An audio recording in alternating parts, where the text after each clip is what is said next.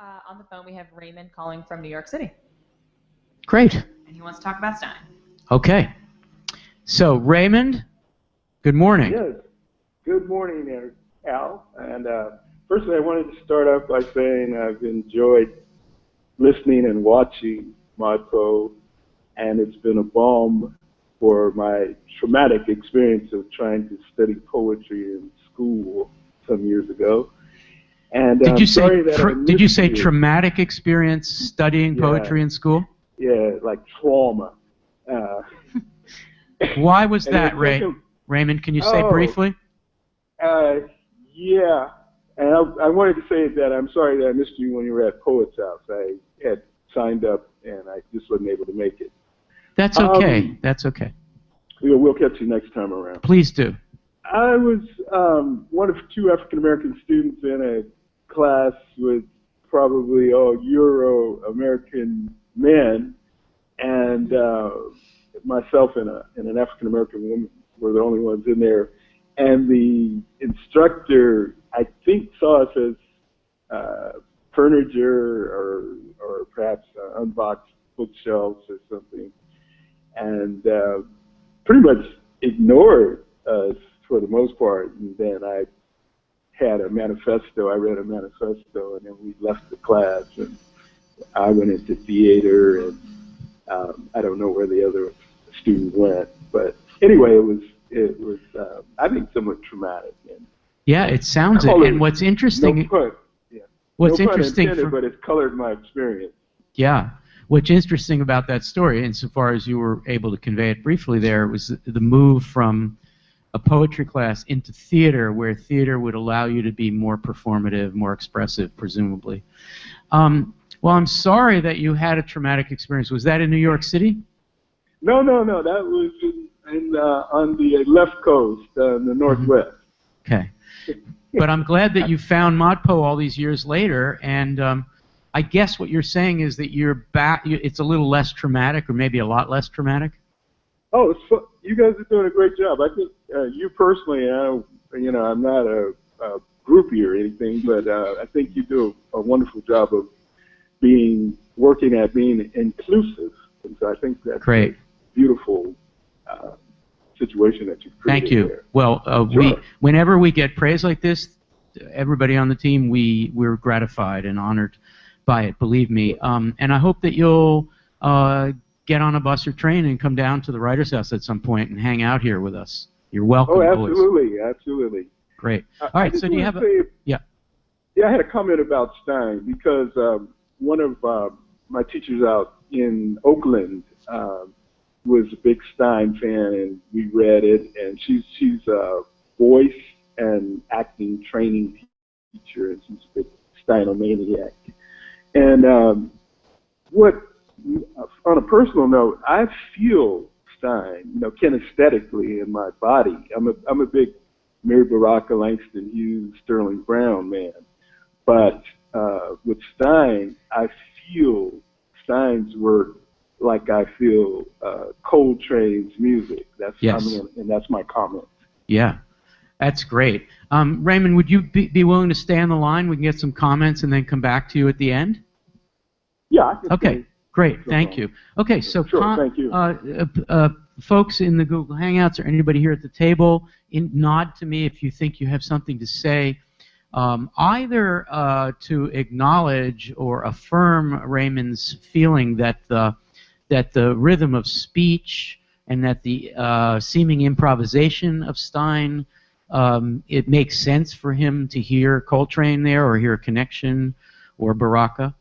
Or maybe something about what's going to happen later in ModPo that will itself affirm Raymond's feeling that we're moving in that direction. So, any comments about that? Julia, do you want to say something about the relationship between improvisation and where modern and contemporary poetry goes, and the importance of that, or the importance of body rhythm and so forth? Well, I'll say something about the recording that we just listened to, and we listened to a lot of recordings in ModPo, and one of the things we think about is how every recording or every performance or reading of a poem is kind of an interpretive act so that you find fine differences in the text, but you also find different kinds of inflection. And so what I really love about what Ray's saying about feeling Stein kinesthetically is that you can feel it, differently kinesthetically. Like every time you hear it, every time you read it aloud, every time you hear someone else read it or perform it in a different medium. So it becomes like a living thing more than just a textual thing. Great. Let's go to Anna, and then would you bring the mic up to Michael? So, I guess Anna? I would add also that we've kind of, like you said before, Al, that there's very little resistance to Stein's kind of experimentation in other arts like music and painting, but we're still getting it in words. I would say that when people first heard jazz, it was a radical experiment too, right? There was this element of dissonance and discord and syncopation that that was itself kind of a radical move, a radical experiment with the way that with some kind of accepted conventions of hearing and conventions of listening, that I think it's totally not unreasonable to see Stein as playing on some of that same kind of experimentation. Yeah. While the mic is getting up to Michael, I'll say that when I was studying the Cold War response to modern poetry, there was a movement, we'll just call it formally conservative or culturally conservative movement to roll back innovations. The attack on Stein was consonant with the attack on syncopation particularly. There was a whole anti-communist screed against syncopation as the beginning of the end for young people, because it would teach them to move their bodies in obscene ways.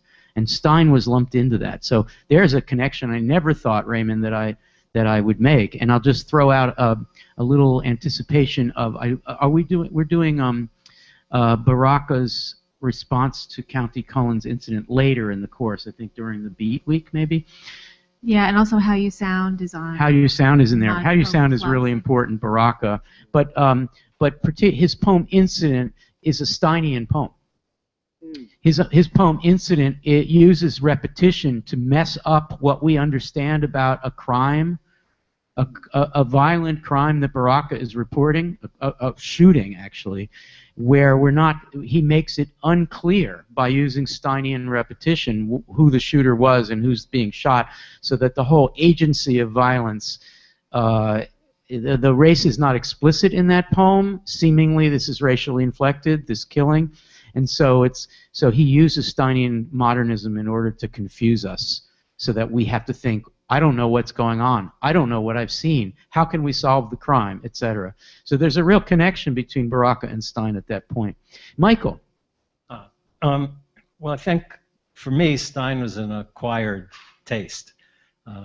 There's such a hump to get over, and once I got over it, I started enjoying it. And it's one of the few poets or poems that I like reading aloud. I like to read, rather than watch the videos. If there's a transcript, I prefer that. But for Stein, it has to be the hearing it. I don't even want to read it anymore. Wow, interesting. I just like to listen, and it's a whole different thing.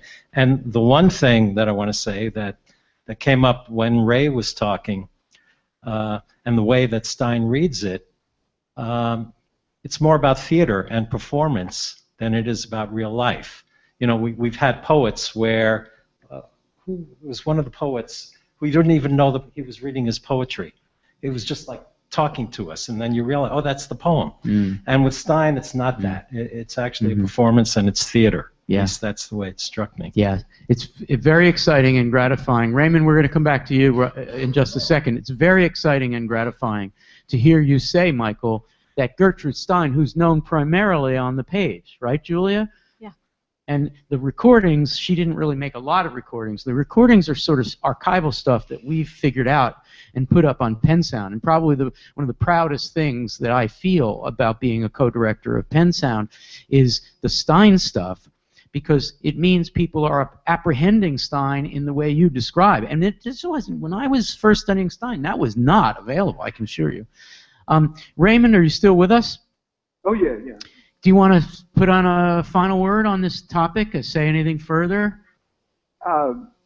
Well, I'm just really enjoying it. That's the key thing. And secondly, I will just say something that occurred to me this morning in thinking about the assignments. I'm having a real, I'm doing a lot of things. Life intervenes, and so yes, sure. in terms of trying to keep up, oh my God, and so there's hope, because I do hear people saying this is my third year, and so perhaps that'll be my lot as well. But the thing that I thought about this morning was, you think about who poets are reading, and that's a very valid concern. But also, I would consider, who are they listening to? Who might she have been listening to on her Victrola or her iPod or not a computer, but on whatever device she had. Yeah. So that's the final thing I'd like to say.